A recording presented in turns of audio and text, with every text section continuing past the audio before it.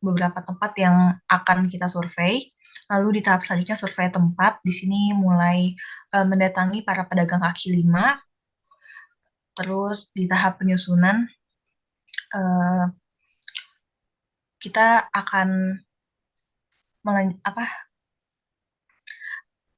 di tahap penyusunan ini kami menyusun rencana pengaplikasian stiker kami pada pedagang kaki lima yang memenuhi standarisasi kami. Jadi di sini stiker ini itu dimaksudkan untuk memberitahu kepada masyarakat kalau makanan yang dijual pedagang kaki lima ini udah memenuhi standarisasi menurut kami, yaitu dari segi kebersihan, bahan makanan, dan sanitasinya.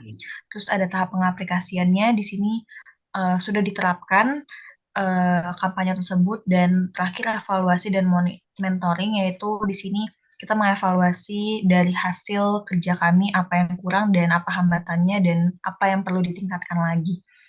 Terus ada WBS update di sini berdasarkan timeline yang kami sudah rencanakan, kami baru memasuki tahap awal, jadi kami belum melakukan proses selanjutnya lagi. Dan di sini juga ada project schedule-nya, Pak. Dibarengi dengan penanggung jawab pada masing-masing setiap tahapannya. Kalau dari kelompok kami, sekian presentasinya. Terima kasih, Pak. Oke, terima kasih Siti Arifah. Waktunya pas 5 menit kurang 3 detik. Ya, jadi Baik, Pak. saya reviewnya pertama, perjelas target dari campaign untuk kebersihan ini, apakah buat pedagang atau buat calon pembeli. Ya, jadi pertegas nih, campaign-nya mau buat pedagang. Kalau buat pedagang, berarti kan mengajak mereka untuk menjaga kebersihan, baik dalam proses pembuatan produk makanannya, ataupun pada saat mereka menjual produk hasil olahannya itu. Jadi, menjaga proses produksinya dan juga misalnya pada waktu mereka jualan di area tempat jualannya. Berarti itu targetnya pedagang tuh, harus diperjelas. Berarti problemnya yang harus dilihat sebelum dilakukan campaign, difoto dulu, dibuktikan bahwa ini tempat jualannya situasinya begini. Cara mereka misalnya mendisplay produk bagaimana, cara mereka melayani pelanggannya gimana. Kemudian lihat juga lingkungan sekitarnya kebersihannya seperti apa. Jadi kelompok kamu harus bisa membuktikan dulu bentuk persoalan yang dihadapi oleh para pedagang. Ya, ketika kamu misalnya dan teman-teman melihat bahwa pedagang-pedagang di situ tuh kurang menjaga kebersihan, baik dalam proses produksinya. Nah, kalau proses produksi itu kamu harus buktikan dari cerita bagaimana mereka melakukan proses produksi. Dan ketika sudah dapat gambarannya cerita proses produksi, ada tahapan-tahapan yang kritis di mana saja yang itu dianggap kurang bersih atau kurang higienis. Ya, itu kalau targetnya mau memilih bagaimana campaign itu nantinya ditujukan kepada para pedagang.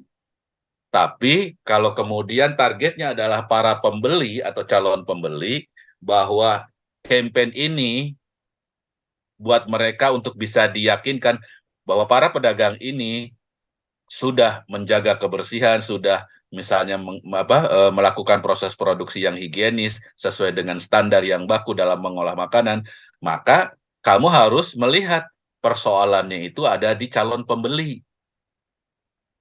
Calon pembeli itu punya masalah apa, punya keraguan apa, punya barrier apa kalau mau belanja makanan di satu tempat tersebut. Nah, itu yang kemudian harus dijadikan rujukan masalahnya. Nah, kalau rujukan masalahnya di kelompok target calon pembeli, ada gambaran masalahnya seperti itu, ada barrier seperti itu, maka nanti kan bentuk kampanyenya beda. Ya, apapun bentuk media kampanyenya, mau stickering, mau flyering, mau bikin poster, atau mau bentuk edukasi lainnya, itu akan sangat ditentukan oleh seberapa besar kelompok kamu memahami persoalan dari target audiensnya. Nah, jadi target audiensnya ini harus diperjelas ya. Kelompok pedagangkah, dengan tujuan apa, atau calon pembeli yang punya persoalan apa, kemudian mau diubah bagaimana dengan treatment campaign yang mau kamu lakukan sama teman-teman. Jadi catatan buat kelompok ini seperti itu ya. Perjelas siapa target yang mau dijadikan objek proyeknya, kemudian mereka punya persoalan-persoalan apa saja yang ingin diselesaikan. Dan itu dibuktikan baik dengan transkrip wawancara, kalau misalnya cerita, atau kalau misalnya kalau di pedagang tinggal dilihat juga kondisi kebersihannya sekarang bermasalahnya di mana aja. Apakah bermasalah dalam mendisplay, apakah bermasalah dalam memberikan pelayanan, atau masalahnya itu ketika mereka tidak menjaga lingkungan sekitar. Bisa dipahami ya, Siti ya?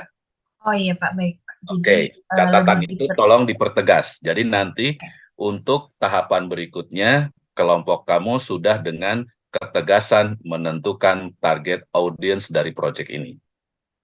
Oke, terima kasih Siti Oke Arifa, Pak. Iya mewakili Pak, siap juga kelompoknya. Pak.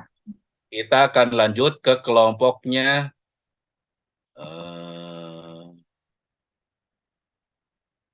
Windy Nur Oktalia. Silahkan. Windy, ada? Atau perwakilan kelompok yang lain?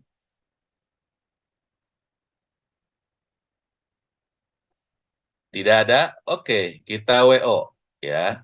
Jadi sudah 2 kelompok nih yang di WO tidak bisa dapat nilai presentasi.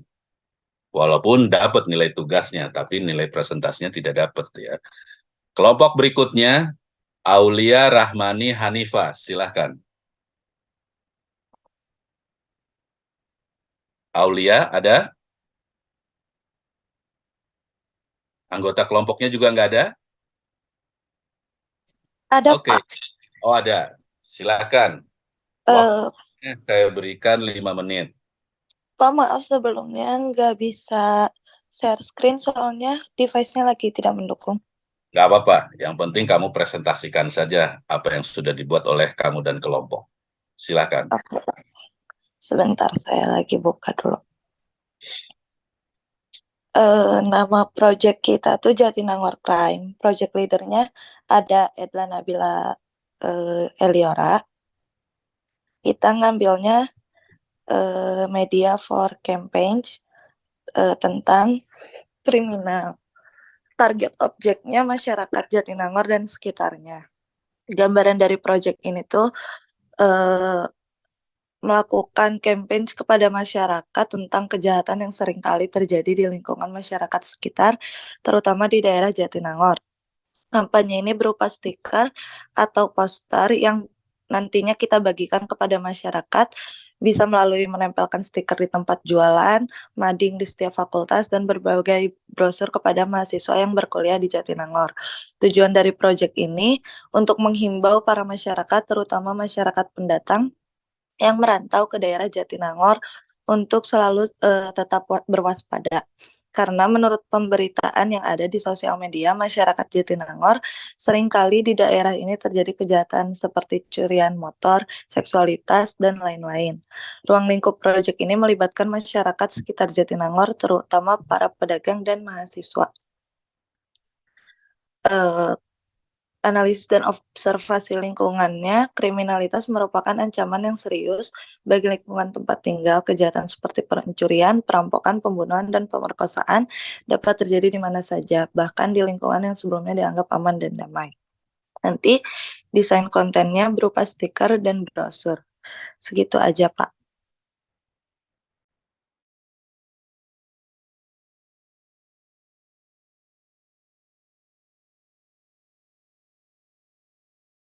Mohon maaf Pak, mic-nya Pak. Sama mic-nya. Oke, sudah terdengar ya? Baik, sekarang kita akan coba bahas dulu untuk kelompok ini. Jadi tadi fokusnya kelompok ini adalah bagaimana melakukan campaign untuk menjaga keamanan supaya terjadi penurunan angka kriminalitas. Nah, teman-teman yang harus bisa dipahami bahwa kejahatan itu rumusnya adalah adanya niat dan adanya kesempatan. Ya, niat itu dimiliki oleh orang-orang yang berniat jahat atau para pelaku kejahatan. Niat itu, kesempatan itu adanya di masyarakat dan situasi. Berarti kalau kamu dan teman-teman mau bikin campaign untuk mengurangi peluang terjadinya kejahatan, berarti yang harus difokuskan adalah di aspek yang kedua, yaitu mengeliminir terjadinya peluang kejahatan. Supaya nggak ada peluang kejahatan itu, sehingga penjahat-penjahat yang sudah punya niat melakukan kriminalitas apapun, mau pencurian, mau pemerkosaan, maupun yang lainnya, itu nggak punya kesempatan. Nah, caranya gimana untuk tidak ada lagi kesempatan buat para penjahat untuk melakukan aksinya tadi? Berarti membangun partisipasi masyarakat supaya mengurangi peluang adanya kesempatan orang berbuat jahat. Jadi fokusnya di situ kampanyenya ya. Nah, jadi teman-teman harus bisa tuh memahami persoalannya sekarang apa di masyarakat sehingga memunculkan peluang adanya kejahatan tersebut. Misalnya, di masyarakat di daerah Jatinangor orangnya cuek-cuek, naruh barang sembarangan, kemudian pergi malam ke daerah-daerah yang potensial rawan. Nah, jadi hal-hal yang seperti itu yang menjadi sumber munculnya peluang kejahatan harus dieliminir lewat campaign yang teman-teman lakukan. Nah, berarti setiap persoalan yang menjadi potensi munculnya peluang itu harus segera dibatasi. Maka itu yang nanti akan menjadi fokus dari kampanyenya teman-teman ya. Kalau kalian mau fokus ke yang pertama rasanya sulit. Kan nggak bisa kita mendeteksi siapa sih calon pelaku kriminal itu. Ya kan? Walaupun rumusnya tadi, kejahatan itu muncul karena adanya niat ditambah adanya peluang atau kesempatan. Nah, aspek yang niat itu kan adanya di pelaku kejahatan. Sementara peluang dan kesempatan itu adanya di masyarakat yang akan menjadi korban. Berarti fokusnya dia yang kedua itu. Gimana supaya tidak sampai muncul kesempatan. Nah, fokus kampanye di situ ya. Jadi bisa lebih dipahami nanti bagaimana menyusun strateginya dan bagaimana menyusun kontennya. Ya, bentuknya, medianya apapun terserah. Mau brosur, mau stiker, mau spanduk, atau mau poster, itu terserah. Yang penting campaign yang mau dilakukan, strategi kontennya merujuk pada persoalan yang dihadapi tadi. Bisa ditangkap ya, teman-teman kelompok ini? Bisa dipahami catatannya? Bisa, Pak. Oke, mudah-mudahan dengan masukan yang saya berikan ini lebih fokus, lebih tajam, dan lebih baik dalam menyusun strategi dan pengembangan kontennya. Oke, terima kasih kelompok kedua yang sudah presentasi. Saya akan lanjutkan untuk kelompok berikutnya yang diwakili oleh Zalfa Nurfa. Silakan. Ada Zalfa Nurfa ataupun teman-teman anggota kelompok lainnya?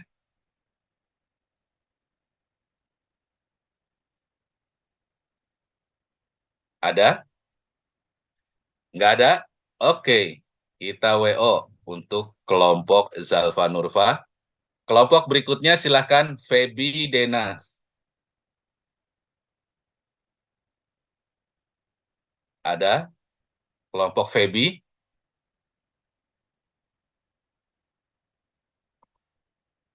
Feby dan teman-temannya? Nggak ada juga? Oke, kita lewat. Kelompok berikutnya Gracia Rahel. Baik Pak, sebentar ya Pak. Oke, silahkan. Bisa dibantu juga untuk kelompok yang lainnya, nggak apa-apa. Biar tidak sendirian.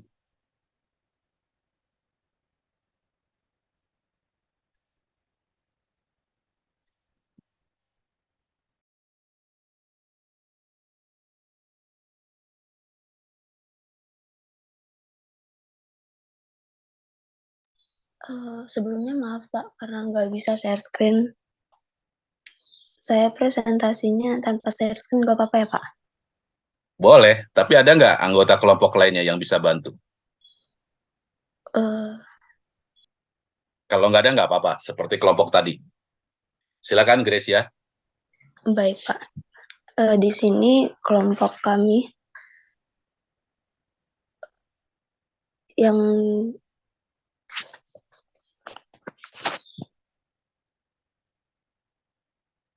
dianggotai oleh Julvan, Yosinka, Mutiara Amisya, dan saya sendiri sebagai project manajernya.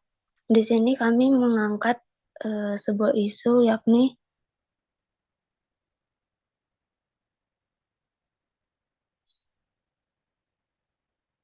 meningkatkan minat baca kepada para generasi muda. Di sini bagian define-nya, kami ingin meningkatkan program literasi, tentunya akan meningkatkan kualitas pendidikan karena anak-anak dan remaja memiliki akses yang lebih baik dalam informasi dan pengetahuan. Selain itu, anak-anak dan remaja literasi juga mencakup masyarakat luas guna menciptakan lingkungan yang mendukung pembelajaran dan akses ke sumber daya literasi. Di sini kami industri analisisnya, dalam industri pendidikan diperlukan kompetisi antara organisasi dan lembaga untuk menawarkan nilai unik dan inovatif. Usability benchmark-nya memajukan dan meningkatkan minat baca serta literasi yang semakin waktu kian mengkhawatirkan, sehingga perkembangan zaman salah satu kehadiran media sosial yang tanpa kita sadari dapat memberikan dampak buruk bagi mereka yang menerima mentah-mentah informasi yang berasal dari internet. Di sini situational assessment-nya dimulai dengan mengumpulkan data terkait literasi seperti kebiasaan membaca, akses terhadap bahan bacaan, ketersediaan program literasi, serta berbagai aspek lainnya yang mempengaruhi literasi. Melakukan wawancara yang melibatkan anak-anak, remaja, masyarakat luas, dan pemangku kepentingan terkait persepsi serta ide-ide mereka tentang bagaimana meningkatkan literasi.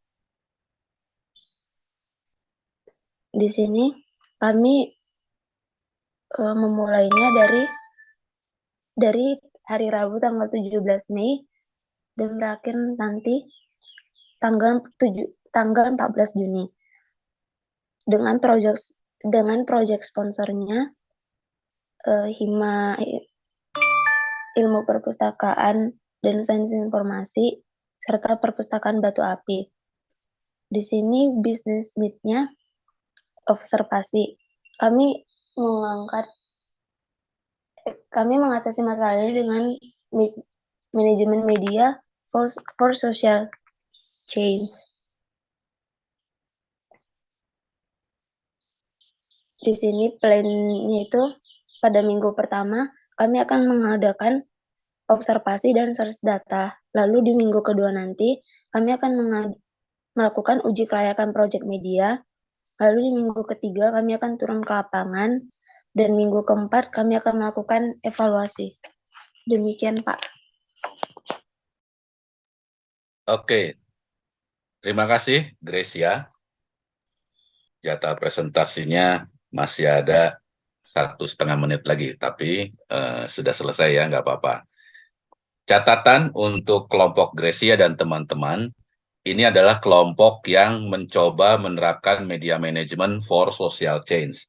Artinya, teman-teman memfokuskan diri untuk mencoba mengubah ya perilaku yang terjadi di satu tempat berkaitan dengan isu rendahnya literasi ya. Jadi teman-teman harus bisa menyadari bahwa persoalan yang akan menjadi proyek utama dari Gracia dan teman-teman adalah rendahnya literasi atau kemampuan literasi di satu tempat, di satu masyarakat yang coba akan diubah atau ditingkatkan. Nah, harus difokuskan kira-kira yang menyebabkan di masyarakat yang menjadi objek dari proyek ini, kira-kira kenapa males baca? Ya. Kemudian ada masalah apa saja yang berkaitan dengan ketersediaan bahan bacaan? Bagaimana kemudian mereka punya kendala dalam mengakses semua sumber bahan bacaan itu?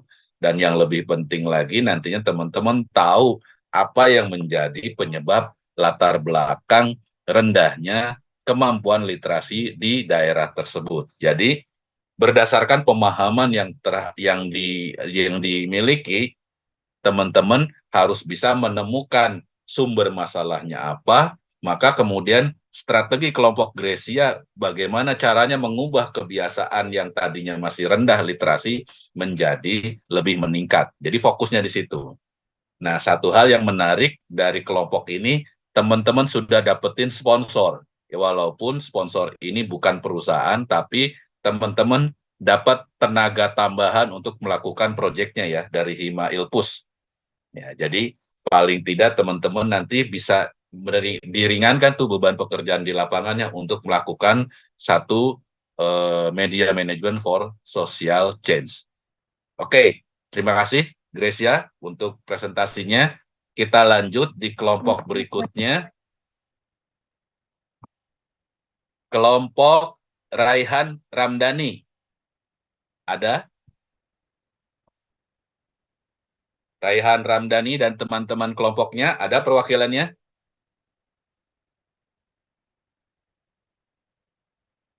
Tidak ada? Oke, kita WO.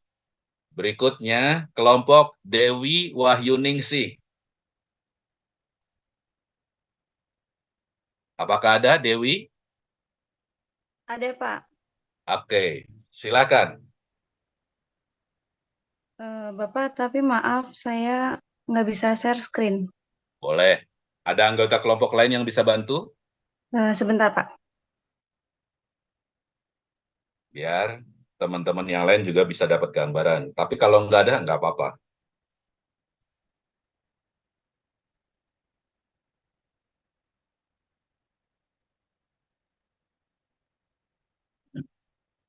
Oke, Dewi, kita main durasi. Kalau nggak Maaf, ada ya, nggak ada. nggak ada. Oke, silakan. Waktunya 5 menit dari sekarang, Dewi.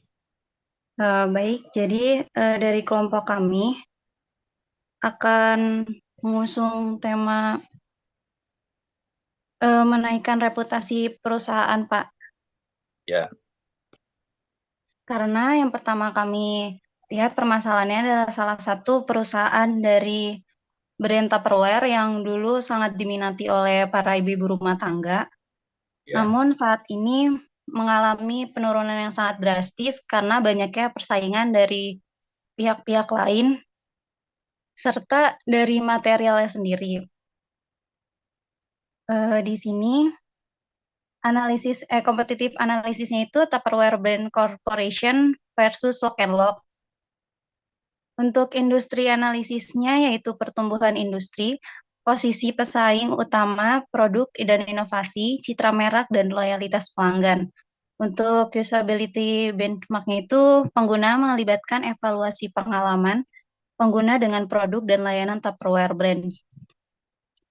Yang pertama itu kompetitif analis. Terjadinya segmen pasar terdiri dari ibu rumah tangga, khususnya mereka yang tertarik pada produk berkualitas tinggi. Posisi harga dikenal dengan reputasi sebagai merek yang lebih eksklusif dengan harga yang lebih tinggi, serta mencerminkan kualitas ketahanan produk mereka, terkenal dengan penjualan langsung melalui model bisnis yang melibatkan konsultan penjual yang mengadakan acara presentasi di rumah pelanggan, atau biasa arisan gitu, Pak. Itu untuk yang Tupperware Brands. Untuk dari Lock and Lock sendiri, segmen pasarnya itu yang lebih luas, termasuk ibu rumah tangga, individu yang mencari solusi penyimpanan dan wadah makanan yang fungsional. Untuk posisi harga, cenderung lebih terjangkau dibandingkan dengan Tupperware. Strategi pemasaran umumnya menggunakan strategi yang lebih luas dan terfokus pada memperluas pasar mereka melalui kerjasama dengan toko-toko retail dan pusat perbelanjaan. Di bagian industri analis, Tupperware sendiri, pertumbuhan pasar dan tren konsumen terkait pengguna wadah penyimpanan makanan, perubahan gaya hidup, kesadaran akan kebersihan dan kebutuhan praktis dalam pengelolaan makanan dan rumah tangga. Pengembangan bahan baru, desain yang lebih praktis atau fitur tambahan yang memenuhi kebutuhan pelanggan. Tren ekonomi yaitu kondisi ekonomi global dan lokal yang juga dapat memainkan peran penting dalam kinerja Tupperware. Pada bagian usability-nya, kelemahan dan kelebihan produk berdasarkan peninjauan pengguna Tupperware. Kelemahannya itu ialah tidak tahan panas, bahaya bahan kimia yang menempel, harga yang cukup mahal, tersedia berbagai jenis produk seperti panci, alat masak, alat makan, dan lainnya. Kelebihannya adalah memiliki desain yang cantik, anti akan minyak, serta anti tumpah. Untuk situational assessment-nya, pada bagian internal, yaitu kurangnya dana tambahan dalam memasarkan produk Tupperware, sepinya investor yang masuk, hutang yang menumpuk, terancam dihapus dari pasar saham karena terlambat mengajukan laporan tahunan, tidak memiliki likuiditas yang memadai dalam waktu dekat. Pada bagian eksternalnya, yaitu gagal beradaptasi dan menjangkau konsumen anak muda, kurang mengikuti perkembangan zaman, sistem pemasaran yang kurang berinovasi. Pada Project Carter-nya itu, ini sekitar 3 minggu, bisa kurang dan bisa lebih. Bisnis needs-nya itu meningkatkan penjualan serta meningkatkan citra produk kembali. Pada bagian work breakdown, pada bagian WBS-nya itu, yang pertama adalah kita melakukan analisis situasi, mengapa terjadinya penurunan tersebut dan hal utama apa yang memicu hal tersebut. Lalu kita mengidentifikasi lagi tujuannya seperti peningkatan presentasi penjualan, kepuasan pelanggan. Lalu pada bagian perencanaan strategis, yaitu dengan membangun komunikasi efektif, meningkatkan kualitas produk dan layanan, keterlibatan pelanggan, serta bermitra dengan influencer. Pada bagian implementasi dan pengukuran, yaitu melakukan pelaksanaan perencanaan serta memantau indikator kinerja. Dan terakhir yaitu bagian evaluasi untuk mengidentifikasi keberhasilan dari proyek ini. Mungkin cukup sekian Pak dari kelompok kami.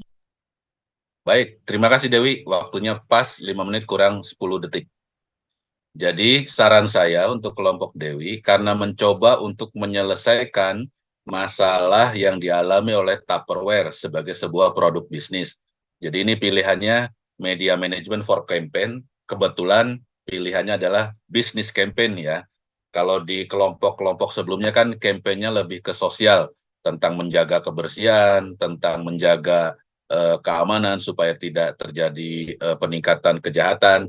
Nah, kalau yang kelompok Dewi dan teman-teman ini kebetulan campaign-nya untuk produk, jadi termasuk kategori bisnis campaign. Nah, hal yang harus diperhatikan, tadi sudah digambarkan persoalan yang dialami oleh turunnya angka penjualan Tupperware, itu faktornya kan banyak. Ya. Nah, sekarang kelompok Dewi dan teman-teman harus memfokuskan pada salah satu variabelnya saja. Jadi kalau misalnya sudah teridentifikasi banyak faktor yang menyebabkan turunnya penjualan Tupperware, karena waktu proyeknya ini singkat, kamu boleh pilih salah satu yang dianggap paling penting, paling krusial untuk dicarikan solusinya ya. Dengan campaign yang kamu lakukan sama teman-teman, diharapkan dengan waktu yang singkat itu masih bisa dapat tuh hasil peningkatannya. Ya, jadi saran saya fokuskan pada salah satu pilihan masalah yang benar-benar krusial dihadapi oleh Tupperware. Nah, ketika sudah memilih salah satu masalah itu, coba dibuatkan alternatif strategi solusinya bagaimana, dan tinggal kemudian dikembangkan menjadi kampanyenya seperti apa dengan konten yang bagaimana juga. Ya, jadi supaya teman-teman bisa dapetin hasil sekalipun waktu yang dimilikinya sampai bulan depan, Juni ya, karena kita dibatasi sama waktu, dan teman-teman jadwal UAS itu kan sampai pertengahan Juni ya batas akhirnya, sehingga proyek ini juga harus selesai di saat waktu berakhirnya jadwal UAS ya. Jadi saran saya itu aja, analisanya sudah baik, tapi kemudian tinggal difokuskan saja.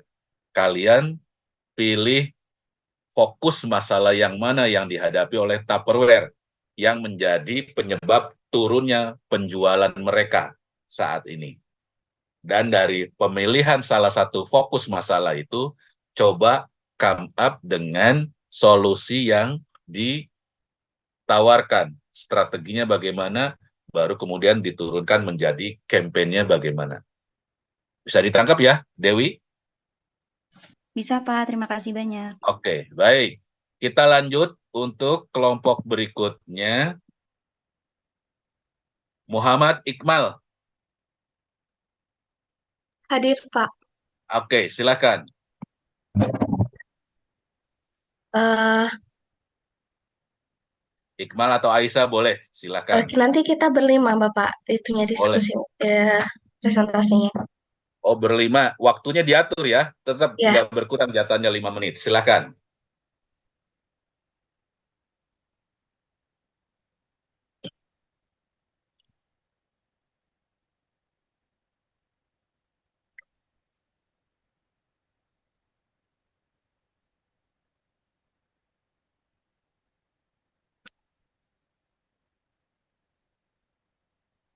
Oke, dari masalah Divine sendiri, kami mengambil makanan makanan yang kebutuhan, kan makanan itu kebutuhan untuk manusia. Terus kami survei-survei tentang makanan tradisional dan kami menemukan ternyata makanan tradisional ini tuh semakin lama itu semakin meredup, terutama masalah bandros gitu. Jadi dari latar belakang itu kami ingin mengangkat kembali makanan tradisional terutama bandros melalui manajemen media for campaign. Terus eh, di scope definition-nya, project charter-nya eh, meninjau latar belakang yang telah dibuat sebelumnya. Pada kesempatan kali ini, kelompok kami akan mengambil salah satu makanan tradisional dari daerah Bandung, yaitu bandros. Dalam praktiknya, sesuai dengan ruang lingkup media, sebagai alat pesan dan komunikasi atau manajemen for campaign, kelompok kami akan mempromosikan makanan tradisional ini yang dianggap sudah mulai meredup di kalangan masyarakat. Hal tersebut dibuktikan dengan minimnya pedagang bandros baik di Bandung maupun dimanapun gitu. Eh, Selanjutnya bisa dijelaskan oleh teman kami. Oke, poin selanjutnya itu statement of work. Jadi kami memiliki tujuan dalam proyek ini adalah melestarikan makanan tradisional khas Bandung dan membuat inovasi terhadap makanan tersebut agar menciptakan hal baru yang bisa menarik perhatian masyarakat lebih luas lagi tanpa mengubah ciri khas dan cita rasa bandros tersebut gitu. Jadi proyek yang akan kami lakukan yaitu mempromosikan bandros dengan membuat konten video melalui misalnya TikTok, lalu kita akan membranding makanan tersebut dengan cara bekerja sama dengan food vlogger di Bandung yang sudah terkenal.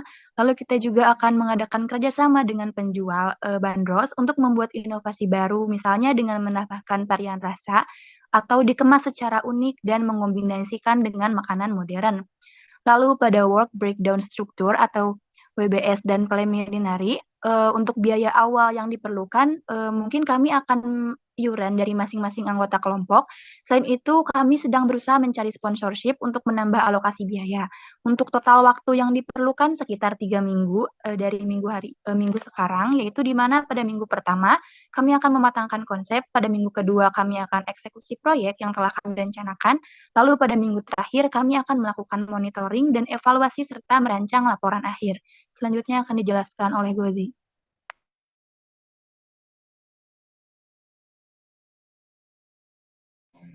Oke, selanjutnya di planningnya kita bekerja sama dengan pedagang bandros itu sendiri dan sebagai penghubungnya ada vlogger TikTok di bandros itu sendiri. Kita akan mengubah bandros yang sederhana menjadi kekinian dan penyajian yang lebih modern seperti penyajian dengan seperti berbentuk sate atau memiliki topping yang aneka ragam seperti es krim dengan rasa yang bisa berbeda-beda. Terus kemudian di proses mapnya kita menyusun rencananya dulu, kemudian dimatangkan konsepnya, terus diproses dari konsep itu. Setelah itu kita mengeksekusinya, setelah itu kita evaluasi apa yang kurang atau apa yang lebih, misalnya melebihi ekspektasi begitu. Terima kasih. Selanjutnya akan dijelaskan oleh teman saya. Oke, selanjutnya untuk risk assessment-nya, pada proyek yang akan kami garap ada beberapa resiko yang mungkin bisa terjadi. Misalnya, bandros yang akan dikombinasikan rasanya tidak enak atau tidak sesuai dengan apa yang kami harapkan. Nah, risiko tersebut tuh mungkin akan menyebabkan risiko-risiko selanjutnya seperti bandros yang ditawarkan akan sepi peminat dan menjadi tidak laku. Selain itu, kami bisa saja mendapat komplain dan komentar buruk terkait bandros yang kami tawarkan. Maka dari itu, kami memiliki solusi, yaitu melakukan percobaan berulang kali sampai mendapatkan hasil yang maksimal. Selanjutnya, untuk action items, ada beberapa tahap. Pertama, tahap persiapan. Kita akan mempersiapkan apa saja yang dibutuhkan. Selanjutnya akan survei tempat. Kita akan mencari tempat yang cocok dan strategis. Selanjutnya, tahap penyusunan. Kita akan, sebelum melakukan aksi, kita akan menyusunkan beberapa kegiatan yang akan kami jalankan. Selanjutnya, tahap pengaplikasian. Maaf, Iqmal, boleh di-scroll ke bawah. Tahap pengaplikasian, kita akan menjalankan aplikasi kegiatan sesuai dengan rencana yang telah disusun. Dan terakhir ada evaluasi dan monitoring yang sangat penting diperlukan, supaya kegiatan yang telah berjalan dapat diukur apakah ada yang kurang, apa ada yang melenceng dari kegiatan awal. Terima kasih, selanjutnya oleh Iqmal.